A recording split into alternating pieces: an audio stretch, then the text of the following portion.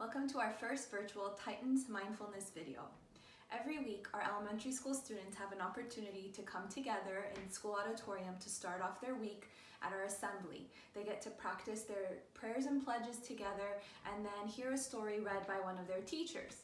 Now, the special thing about these stories is that they're always tied into a special theme that ties into social emotional skills. So we've covered things such as growth mindset, kindness, and respect, just to name a few. But what's also special is that we get to practice some mindfulness activities and we get to learn about our brain during this time too.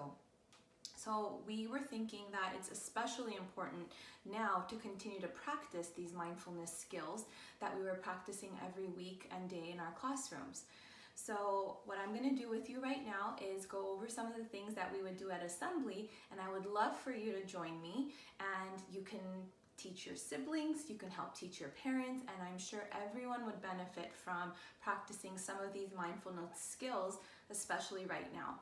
I know things are a little bit uncomfortable, things can be confusing, you might be feeling stressed, you might be feeling a little anxious, and that's all completely normal. We're out of our routines that we usually had, we're no longer in school for a short time, but we have to remember that it's so that we all stay healthy and safe. So let's get started to help us feel a little bit better with a few mindfulness activities.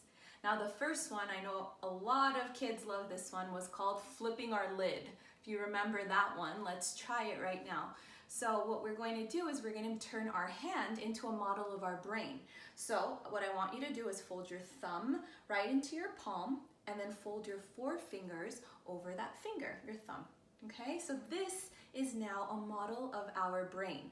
And if you can imagine, this is the front of our brain, so our eyes would be right here, and behind our skull or behind our forehead is that very important part of our brain called the prefrontal cortex, and this is our smart brain. This is the place where our brain makes really good, important decisions.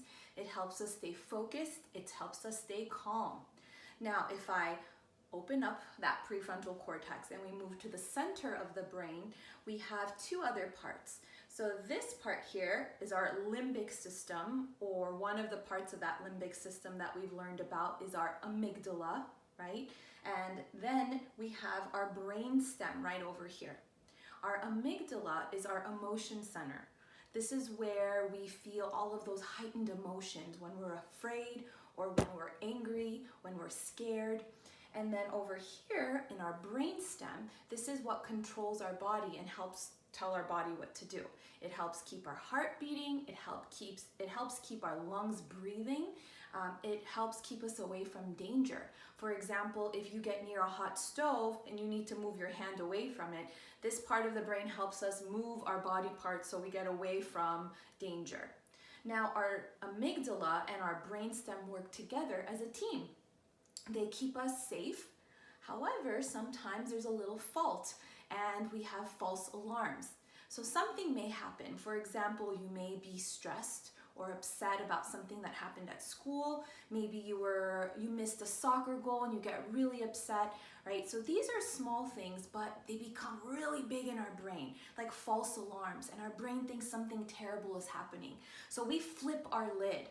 And when we flip our lid, the amygdala takes over, it hijacks the whole brain, and our prefrontal cortex, the smart part of our brain, it can't think, it can't help us make good decisions. So we flip our lid, and how do we get our lid, or our smart part of our brain, to come back down so we can make good decisions? If you said practice breathing, then you're absolutely right.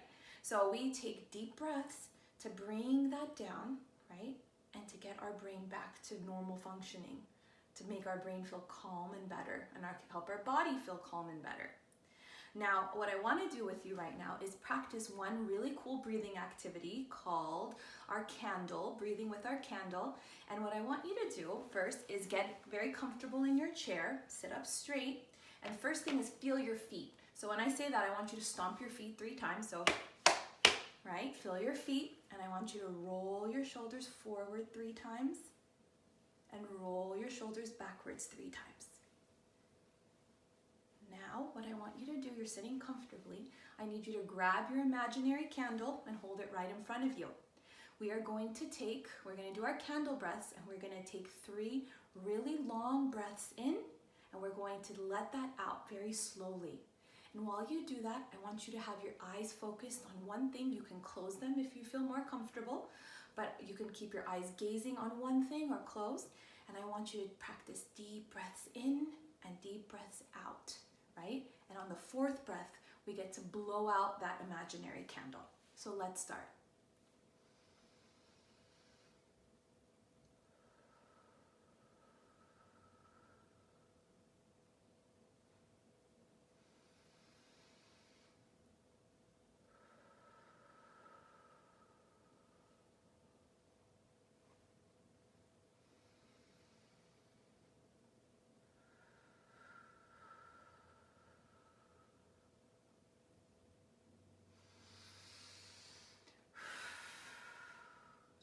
Okay, so you just blew out your imaginary candle.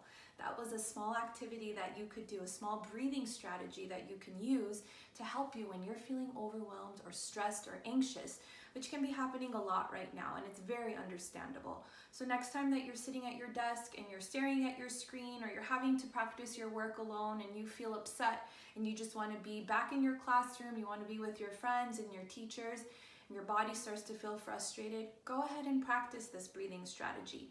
Or maybe you have a different strategy, a breathing skill that you like to do yourself, or your parents can help you look up a different breathing skill, and you can take a picture and share it with our AGBU MDS community so we can share our mindfulness practices with one another.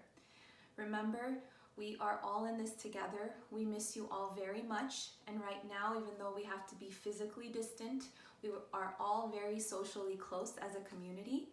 Keep practicing your mindfulness, and we will see you very soon.